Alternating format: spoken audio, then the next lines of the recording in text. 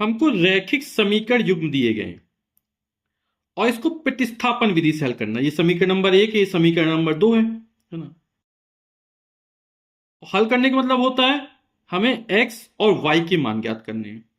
और रैखिक का अर्थ यहां पर जो चर है x या वेरिएबल्स है उसकी मैक्सिमम पावर अधिकतम घात 1 होनी चाहिए। जैसे x है, यदि x की घात 2 हो जाता तब ये रैखिक समीकरण नहीं कहलाता, है ना।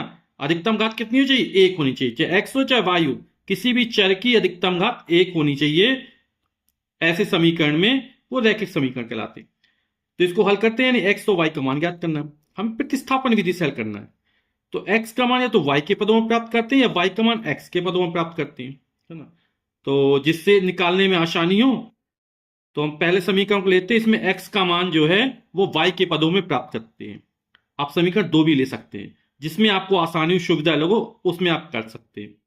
तो समीकरण 1 से एक्स का मान वाई के पदों में लिखने पर, एक्स का मान वाई के पदों में लिख रहे हैं तो वाई वाले पद का पक्षांतर कर देंगे तो हो जाएगा 3x बटे 2 बराबर, ये उस तरफ जाए तो प्लस हो जाएगा तो हो जाएगा 5y अपॉन 3 माइनस का 2 हो जाएगा। अब इसको हल करते हैं तो लघुत्तम आएगा 3 हमारा।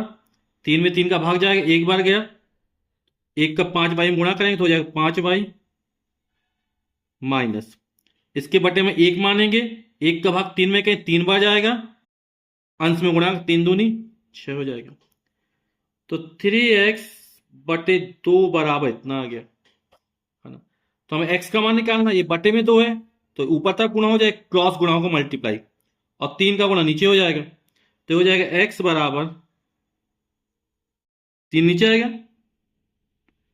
और 2 ऊपर जाएगा तो 5 दूनी 10y हो जाएगा, ये माइनस 2 छक्का 12 हो जाएगा और 3 तिरका 9 हो जाएगा। 2 का अंश में गुणा कर दिए पूरे में और 3 का नीचे गुणा कर दिए। x का ये मान निकाला, इसको हम समीकरण नंबर 3 मान लेते हैं।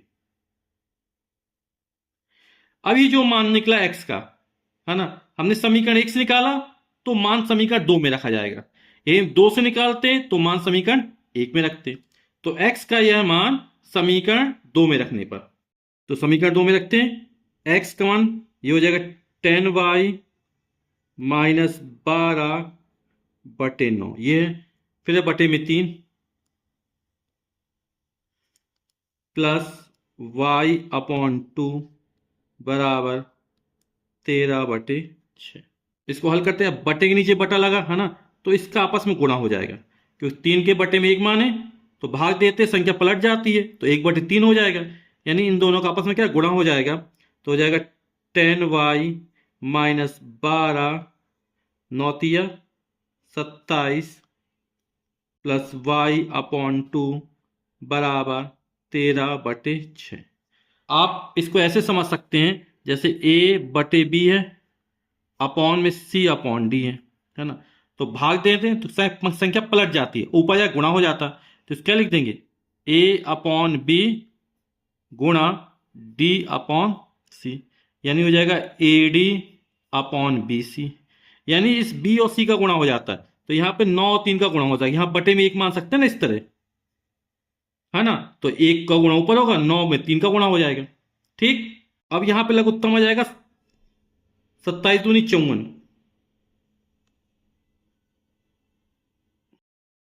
27 के बाद 54 में 2 बार जाएगा, 2 को ऊपर गुणा कर देंगे तो 10 दूनी 20y हो जाएगा, माइनस 12 दूनी 24 हो जाएगा, 2 का भाग 54 में 27 बार जाएगा, हो जाएगा 27y बराबर 13 बटे 6।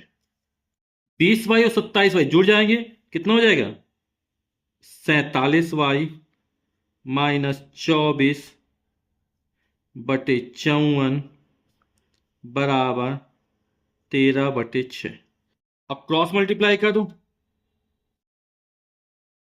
तो 6 सते 42 की 2 हाथ लगी 4, 6 चौके 24 और 4 28, 282y माइनस 6 चौके 24 की 4 हाथ लगी 2, 6 दूनी 12 2 14 बराबर 13 को 54 में कहें 13 चौके 52 की 2 हाथ लगी 5, 13 पच्चे 65 और 5 70। और ये माइनस का इसका पक्षांतर कर देंगे 144 का, तो हो जाएगा 282y बराबर 702 प्लस 144।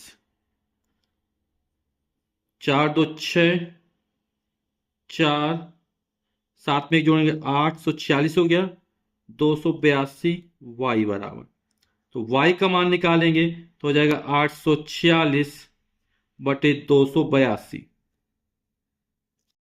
या तो आप 886 से 282 की भाग कर दीजिए, या छोटा कर ले, 2 से काट देते हैं। पर 2 चौके 8, 2 दूनी 4, 2 तिया 6, 2 एक कम 2, 2 चौके 8, 2 एक कम 2,